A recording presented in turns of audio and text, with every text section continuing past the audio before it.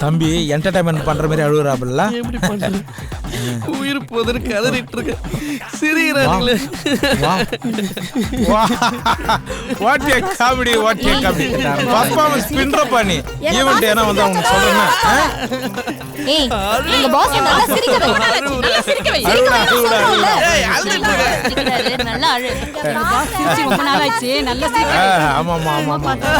டேய் நல்லா அழுடா, அப்ப எனக்கு சிரிப்பு வரும். சிரிச்சு எவ்வளவு காலம் ஆகும் தெரியுமாடா?